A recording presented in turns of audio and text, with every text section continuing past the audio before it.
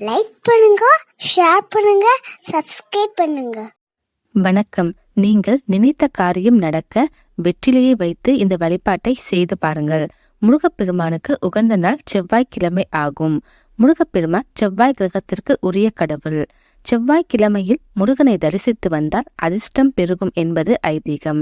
எனவே அதிர்ஷ்டத்தை அள்ளித்தரும் செவ்வாய்க்கிழமையன்று வெற்றிலை தீபம் ஏற்றி முருகனை வழிபட்டால் பலவிதமான நன்மைகளை பெறலாம். இந்த வெற்றிலை தீபத்தை செவ்வாய்க்கிழமையில்தான் ஏற்ற வேண்டும். இந்த தீபத்தை ஏற்றுவதால் நீங்கள் நினைத்த காரியம் நடக்கும்.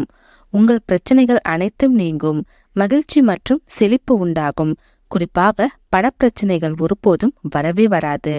இந்த பூஜை செய்வதற்கு முதலில் முருகன் படம் அல்லது சிலையை சுத்தம் செய்ய வேண்டும். பின்பு சந்தனம் குங்குமம் வைத்து வாசனை மலர்களை சூட வேண்டும். அடுத்ததாக 6 வெற்றிலைகளை எடுத்துக்கொள்ள வேண்டும். குறிப்பாக வெற்றிலையின் நுனிப்பகுதி சேதாரம் இல்லாமல் இருக்க வேண்டும். மேலும் நுனிப்பகுதி இல்லாத வெற்றிலையை பூஜைக்கு ஒருபோதும் பயன்படுத்த வேண்டாம். பின்னர் நீங்கள் வெற்றிலையின் இருந்து அதன் அடிக்காம்பினை கிள்ளி எடுக்க வேண்டும். 6 அகல் விளக்கை எடுத்து அதற்கு மஞ்சள் குங்குமம் வைக்க வேண்டும். பின்பு அகல் விளக்கில் எண்ணெய் அல்லது நெய் ஊற்றி கிள்ளிய வெற்றிலை காம்பை அதில் போட வேண்டும்.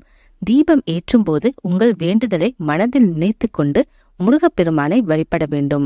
அகல் விளக்கின் உள்ளே போடப்பட்டிருக்கும் வெற்றிலை காம்பில் இருந்து வரும் வாசனையும் அகல் விளக்கின் கீழே இருக்கும் வெற்றிலையில் இருந்து வரும் வாசனையும் வீடு முழுவதும் பரவும். இந்த வாசனையால் முருகப்பெருமான் மனம் குளிர்ந்து நீங்கள் வேண்டிக் கொண்ட அனைத்தையும் உங்களுக்கு தருவார்.